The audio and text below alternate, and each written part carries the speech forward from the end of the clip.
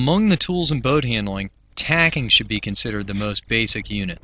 An average race often sees a team tack more than all other boat handling operations combined.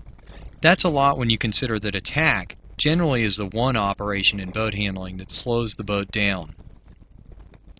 Skillful execution combines the technical prowess of an athlete with a fluid understanding of the boat's physics and is a matter of minimizing damage or perhaps seizing tactical opportunity. Effective drivers establish organized and disciplined procedures in their activities. Here you'll notice the same procedure of organization performed before each tack. Establishing a routine such as this is an important ingredient to success in this sport.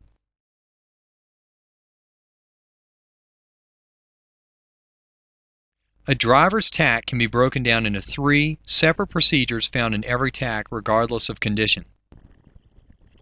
First and foremost, the driver must be driving and focused on the turn the boat makes.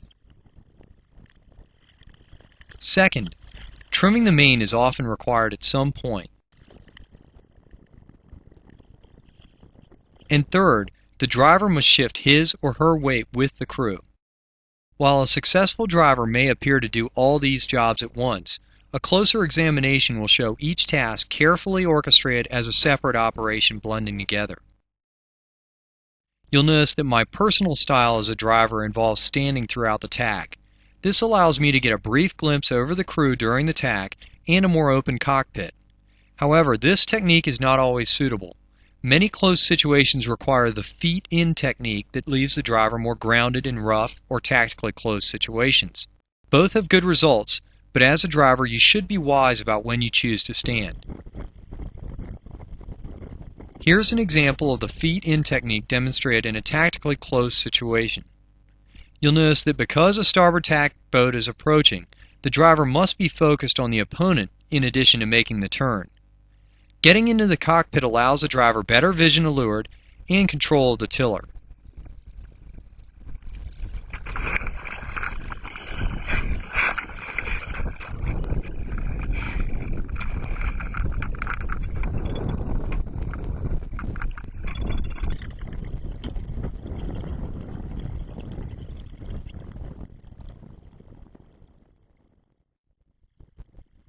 The trimmer is always critical to success on the J24.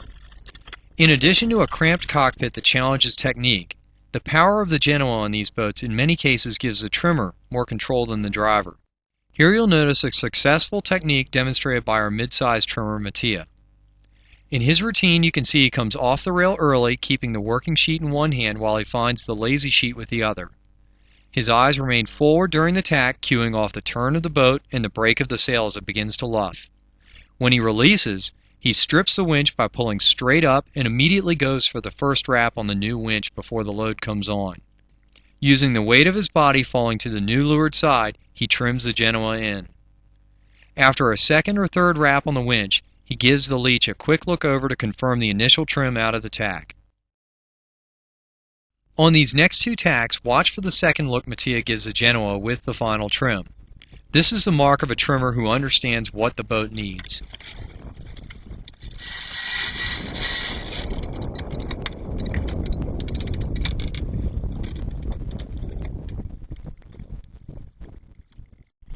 Ready about? Helms away.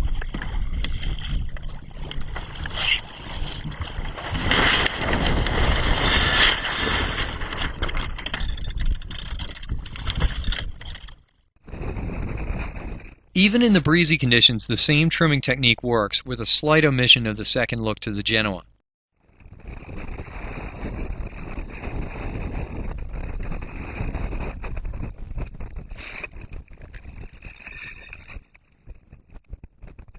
Mattia recognizes that I'll do the grinding after this tack, and his weight at this point is better placed on the rail anyway.